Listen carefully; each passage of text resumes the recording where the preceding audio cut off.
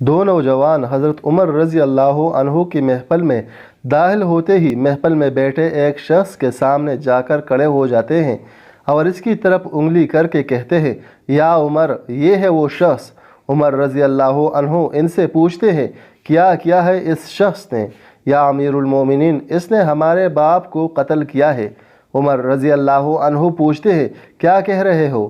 اس نے تمہارے باپ کو قتل کیا ہے۔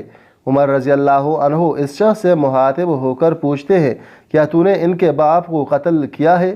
وہ شخص کہتا ہے، ہاں امیر المومنین، مجھ سے قتل ہو گیا ہے ان کا باپ۔ عمر رضی اللہ عنہ پوچھتے ہیں، کس طرح قتل ہوا ہے؟ وہ شخص کہتا ہے، یا عمر، ان کا باپ اپنے اونٹ سمیت میرے کھیت میں داخل ہو گیا تھا، میں نے منع کیا، باز نہیں آیا تو میں نے ایک پتھر دے مارا جو سیدھا اس کے سر میں لگا اور وہ موقع پر مر گیا۔ عمر رضی اللہ عنہ کہتے ہیں، پھر تو قصاص دینا پڑے گا، موت ہے اس کی سزا، نہ فیصلہ لکھنے کی ضرورت، اور فیصلہ بھی ایسا اٹل کہ جس پر کسی بحث و مباحثے کی بھی گنجائش نہیں، نہ ہی اس شخص سے اس کے کنبے کے بارے میں کوئی سوال کیا گیا ہے، نہ ہی یہ پوچھا گیا کہ تعلق کس قدر شریف خاندان سے ہے، نہ ہی یہ پوچھنے کی ضرورت محسوس کی گئی کہ تعلق کس معزز قبیلے سے تو نہیں، معاشرے میں کیا رتبہ یا مقام ہے۔ ان سب باتوں سے بھلا عمر رضی اللہ عنہ کو مطلب ہی کیا؟ کیونکہ معاملہ اللہ کے دین کا ہو تو عمر رضی اللہ عنہ پر کوئی اثر انداز نہیں ہو سکتا، اور نہ ہی کوئی اللہ کی شریعت کی تنقید کے معاملے پر عمر رضی اللہ عنہ کی شریعت کی تنقید کے معاملے پر عمر رضی اللہ عنہ کو روک سکتا ہے، حتیٰ کہ سامنے عمر کا اپنا بیٹا ہی کیوں نہ قاتل کی حیثیت سے آ کھڑا ہو، قصاص تو اس سے بھی لیا جائے گا۔ وہ شخص کہتا ہے، اے امیر المومنین، اس کے نام پر جس کے حکم سے یہ زمین و آسمان قائم کھڑے ہیں، مجھے صحرا میں واپس اپنی بیوی بچوں کے پاس جانے دیجیے تاکہ میں ان کو بتاؤں کہ میں قتل کر دیا جاؤں گا، ان کا اللہ اور میرے سوا کوئی آسرا نہیں ہے، میں اس کے بعد واپس آ جاؤں گا۔ عمر رضی اللہ عنہ کہتے ہیں، کون تیری ضمانت دے گا کہ تو صحرا میں جا کر واپس آ جائے گا؟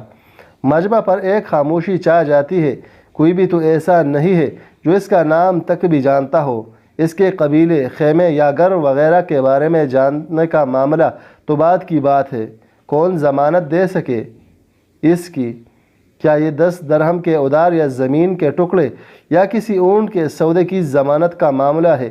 ادھر تو ایک گردن کی ضمانت دینے کی بات ہے جسے تلوار سے اڑا دیا جانا ہے، اور کوئی بھی ایسا نہیں ہے جو اللہ کی شریعت کی تنقید کے معاملے پر عمر رضی اللہ عنہ سے اعتراض کرے یا پھر اس شخص کی سفارش کے لیے ہی کھڑا ہو جائے، اور کوئی بھی ہو نہیں سکتا جو سفارشی بننے کی سوچ سکے۔ محفل میں موجود صحابہ پر ایک خاموشی سی چھا گئی ہے۔ اس صورتحال سے خود عمر رضی اللہ عنہ بھی متاثر ہے، کیونکہ اس شخص کی حالت نے سب کو ہی حیرت میں ڈال کر رکھ دیا ہے۔ کیا اس شخص کو واقعی قصاص کے طور پر قتل کر دیا جائے اور اس کے بچے بھوکے مرنے کے لیے چھوڑ دیے جائیں، یا پھر اس کو بغیر ضمانتی کے واپس جانے دیا جائے؟ واپس نہ آئے تو مقتول کا خون رائگا جائے گا۔ خود عمر رضی اللہ عنہ بھی سر جھکائے افسردہ بیٹھے ہیں۔ اس صورتحال پر سر اٹھا کر التجا بری نظروں سے نوجوانوں کی طرف دیکھتے ہیں، معاف کر دو اس شخص کو۔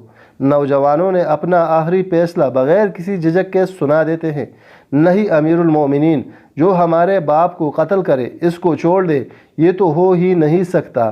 عمر رضی اللہ عنہ ایک بار پھر مجمع کی طرف دیکھ کر بلند آواز سے پوچھتے ہیں، اے لوگو، ہے کوئی تم میں سے جو اس کی ضمانت دے؟ ابو ذر غفاری رضی اللہ عنہ اپنے زہد و صدق سے بھرپور بڑھاپے کے ساتھ کھڑے ہو کر کہتے ہیں، میں ضمانت دیتا ہوں اس شخص کی۔ عمر رضی اللہ عنہ کہتے ہیں، ابو ذر، اس نے قتل کیا ہے۔ ابو ذر رضی اللہ عنہ اپنا اٹل فیصلہ سناتے ہیں، چاہے قتل ہی کیوں نہ کیا ہو۔ عمر رضی اللہ عنہ، جانتے ہو اسے؟ ابو ذر رضی اللہ عنہ، نہیں جانتا۔ عمر رضی اللہ عنہ، تو پھر کس طرح ضمانت دے رہے ہو؟ ابو ذر رضی اللہ عنہ، میں نے اس کے چہرے پر مومنوں کی صفات دیکھی ہے اور مجھے ایسا لگتا ہے یہ جھوٹ نہیں بول رہا، انشاءاللہ یہ لوٹ کر واپس آ جائے گا۔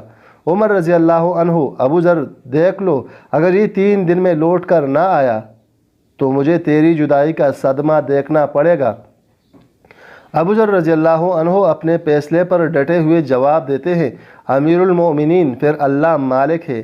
عمر رضی اللہ عنہ سے 3 دن کی مہلت پا کر وہ شخص رخصت ہو جاتا ہے، کچھ ضروری تیاریوں کو لے، بیوی بچوں کو الوداع کہنے، اپنے بعد ان کے لیے کوئی راہ دیکھنے، اور پھر اس کے بعد قصاص کی ادائیگی کے لیے قتل کیے جانے کی غرض سے لوٹ کر واپس آنے کے لیے، اور پھر 3 راتوں کے بعد عمر رضی اللہ عنہ بھلا کیسے اس امر کو بلا پاتے؟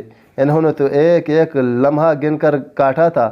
عصر کے وقت شہر میں الصلاۃ جامعہ کی منادی پھر جاتی ہے۔ نوجوان اپنے باپ کا قصاص لینے کے لیے بے چین، اور لوگوں کا مجمع اللہ کی شریعت کی تنفیذ دیکھنے کے لیے جمع ہو چکا ہے۔ ابو ذر رضی اللہ عنہ بھی تشریف لاتے ہیں اور آ کر عمر رضی اللہ عنہ کے سامنے بیٹھ جاتے ہیں۔ عمر رضی اللہ عنہ سوال کرتے ہیں، کدھر ہے وہ آدمی؟ ابو ذر رضی اللہ عنہ مختصر جواب دیتے ہیں، مجھے کوئی پتہ نہیں ہے یا امیر المومنین۔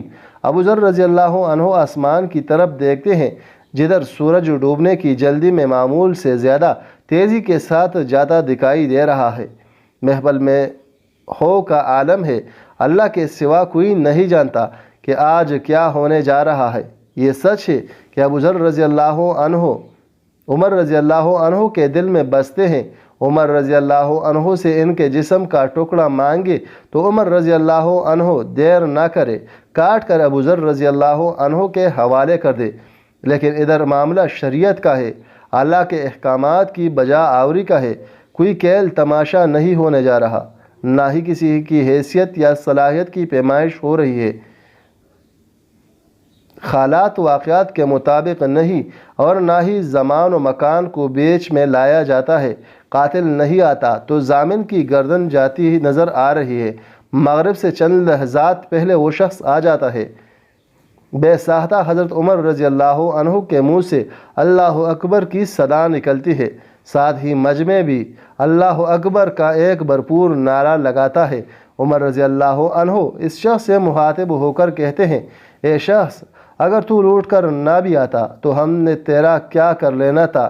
نہ ہی تو کوئی تیرا گھر جانتا تھا اور نہ ہی کوئی تیرا پتہ جانتا تھا۔ وہ بولا، امیر المومنین، اللہ کی قسم، بات آپ کی نہیں ہے، بات اس ذات کی ہے جو سب ظاہر و پوشیدہ کے بارے میں جانتا ہے۔ دیکھ لیجئے، میں آ گیا ہوں اپنے بچوں کو پرندوں کے چوزوں کی طرح صحرا میں تنہا چھوڑ کر، جدھر نہ درخت کا سایہ ہے اور نہ ہی پانی کا نام و نشان۔ میں قتل کر دیے جانے کے لیے حاضر ہوں۔ مجھے بس ڈر یہ تھا کہ کہیں کوئی یہ نہ کہہ دے کہ آپ لوگوں میں سے وعدے کا ایپا ہی اٹھ گیا ہے۔ عمر رضی اللہ عنہ نے ابو ذر رضی اللہ عنہ کی طرف رخ کر کے پوچھا، ابو ذر، تو نے کس کی بنا پر اس کی ضمانت دی تھی؟ ابو ذر رضی اللہ عنہ نے کہا، اے عمر، مجھے اس بات کا ڈر تھا کہ کہیں یہ نہ کہہ دے کوئی کہ اب لوگوں سے خیر ہی اٹھا لی گئی ہے۔ سیدنا عمر نے ایک لمحے کے لیے توقف کیا اور پھر ان 2 نوجوانوں سے پوچھا کہ کیا کہتے ہو اب؟ نوجوانوں نے جن کا باپ مرا روتے ہوئے کہا، اے امیر المومنین، ہم اس کی صداقت کی وجہ سے اسے معاف کرتے ہیں۔ ہم اس بات کا ڈر ہے کہ کہیں کوئی یہ نہ کہہ دے کہ اب لوگوں سے عفو اور درگزر ہی اٹھا لیا گیا ہے۔ عمر رضی اللہ عنہ اللہ اکبر پکار اٹھے اور آنسو سے ان کی داڑھی کو تر کرتے نیچے گرنے لگے۔ فرمایا، اے نوجوانوں، تمہاری عفو و درگزر پر اللہ تمہیں جزائے خیر دے۔ اے ابو ذر، اللہ تجھے اس شخص کی مصیبت میں مدد کرنے پر جزائے خیر دے، اور اے شخص، اللہ تجھے اس وفائے عہد پر صداقت پر جزائے خیر دے، اور اے امیر المومنین، اللہ تجھے تیرے عدل و رحم دلی پر جزائے خیر دے۔ آمین۔